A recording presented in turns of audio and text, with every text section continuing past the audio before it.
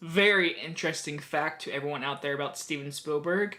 The woman who plays Willie in this movie, the side chick in this movie as they call it, she's always screaming and calling for help. That is actually Steven Spielberg's wife. He married her like 7 years later. That is his actual wife. Steven Spielberg directed his wife and then, well, his future wife, and then married her and is still married. That's just so cute to me. I don't know. I like that. Indiana Jones and the Temple of Doom. Released in 1984, directed by Steven Spielberg, this is the sequel slash prequel to Raiders of the Lost Ark. So after Raiders of the Lost Ark was a major hit, nominated for Best Picture, and then Spielberg made E.T., and then Spielberg was literally, this is Spielberg. Like, everyone knew him. Every time he made a movie, every time he was mentioned, people just had to go see it.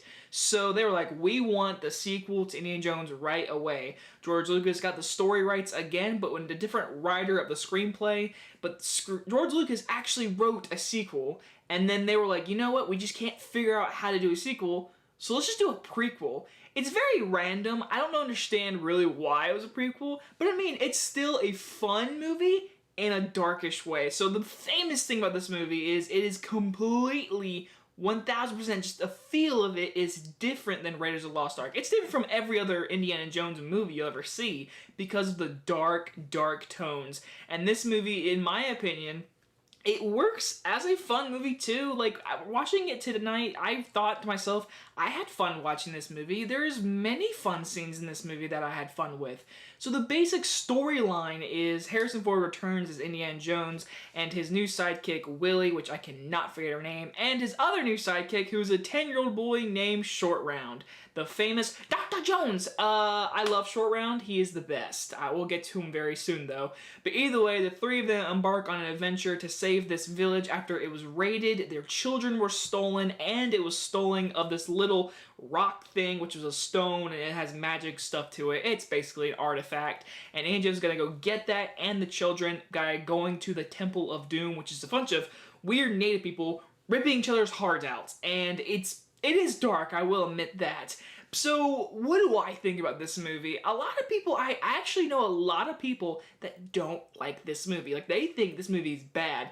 I know one person who thinks Kingdom of the Crystal Skull is better than Temple of Doom. I'm like, you are insane. To me, at least. Now, I will say this. I really like this movie, but I do have to admit, Raiders Lost Ark is way better. Like, not like way better. Okay. It's just a better movie. I just like the more lighter tone, but I'm all in for the dark stuff. If you've seen my reviews, you know I love horror films and brutal stuff. So me seeing children with little voodoo dolls sticking it and then stabbing Indiana Jones and laughing while blood's going down their nose, sign me up. I mean, I love that stuff. I love dark tones.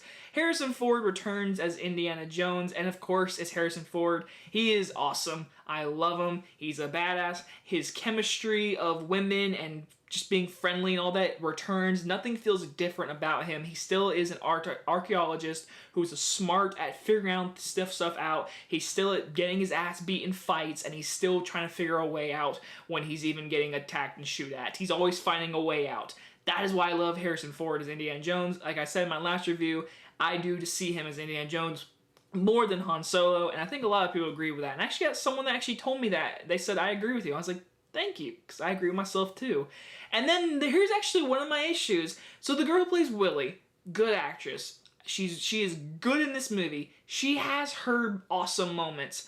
But compared to the last movie where Raiders Lost Ark had a really great female sidekick who had her own moments of badassery, and yes, she got kidnapped in like 2 scenes and stuff like that, but compared to this movie, Willie, the first 30 minutes of this movie is screaming about everything, even though sometimes it's funny or whatever, like the funny scene where Harrison Ford is sitting next to the campfire with Short Round, and she's running around screaming at reptiles, spiders, snakes, elephants. I mean, it's funny, but man, I can't lie. Watching it, I was like, just close your mouth, whatever. I mean, she has her one badass moment towards the end where they're on the cart, whatever, and she punches the bad guy, whatever. I'm like, okay, that's your good moment. But she's always basically getting in trouble. She gets captured, of course. Indiana Jones has to save her, which really Short Round saves him, and then Indy saves her. But she gets into trouble, whatever, and at the very end, she's just still screaming as well. Like, when the army people show up, she's like, oh, it's about time you got here. She is actually my only criticism of this whole movie. I just don't care for her. She's a damsel in distress, basically, if you ask me. But besides that, I mean, everything else I love about this movie. Short Round is an awesome character. I don't care. I know everyone talks about how, like, his performance is completely ADR'd. Yes, there's moments of complete, you're just like, he's not talking. He did not say that line of dialogue. But I still love him. I love him from Goonies more. But I mean, in this movie, he's a badass, dude.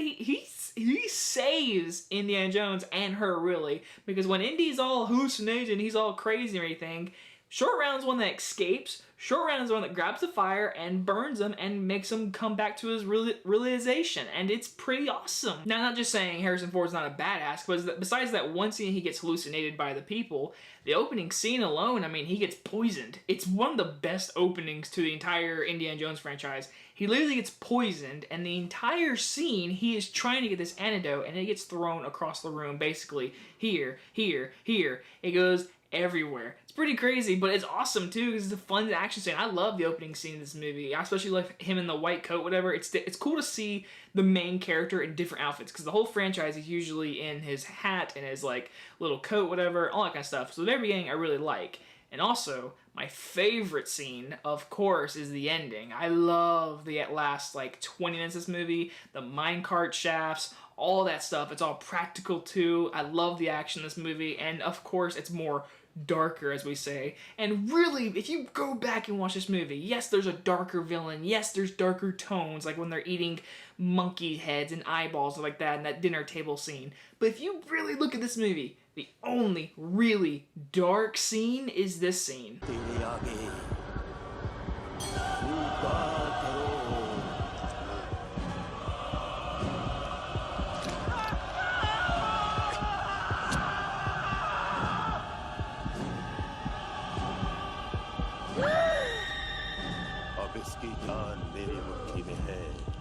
Besides that scene, there's a lot of fun to this movie. Like I said, I mean, I enjoy watching this movie. You still have Indiana Jones being himself. He's still a badass. He's still grabbing his whip and whipping people and punching people and getting out of situations. It still has the fun, and it still has, of course, freaking John Williams, because John Williams, of course, returns to that music, and it's still 1000% amazing. But, like, it's still a fun movie. So when people say it's really dark, it's only dark because the villains wears weird items, and the production design of the cave and the temple, whatever, is very dark and red and smoke and fog, and you see kids getting abused, whatever. But that's what makes this movie really cool, because, you know, Indiana Jones is a badass. He's gonna save those kids. And I love the scene where the guy's punching the kid, and Indy's like, you know what? I'm grabbing this rock, and I'm gonna throw it at this guy. I might get caught, whatever, but I'm gonna throw this rock at this dude because he's beating a kid.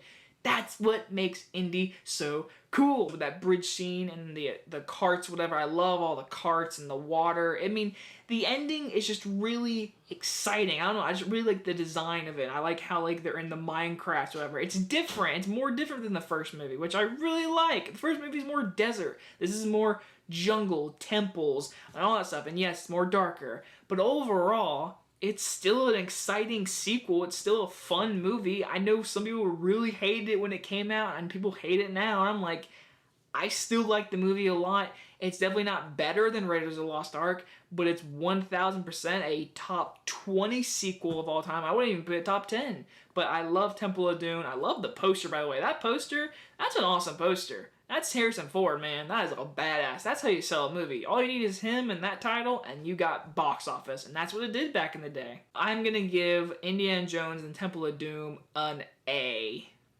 Even though I didn't give it an A+, it's still a great movie. It's still a classic. It's still a movie I love to watch every once in a while. It's still one of the best action films ever. It's better than some action movies today. Even though it's not as good as Raiders, it's still better than some movies today.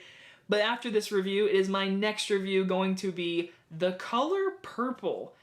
I've never seen it.